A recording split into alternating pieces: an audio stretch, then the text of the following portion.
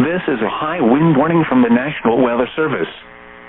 For the following, in Colorado, the mountains of Summit County, the Mosquito Range, and the Indian Peaks, high wind warning in effect until 2 p.m. Mountain Daylight Time this afternoon. What? Northwest winds 25 to 40 miles per hour with gusts up to 80 miles per hour expected. Where? The mountains of Summit County, the Mosquito Range, and the Indian Peaks. When? Until 2 p.m. Mountain Daylight Time this afternoon. The following impacts are expected. Gusty winds will blow around unsecured objects and a few power outages may result. Blowing snow will reduce visibility to less than a quarter mile in places, especially along Highway 285 from Como to Kenosha Pass.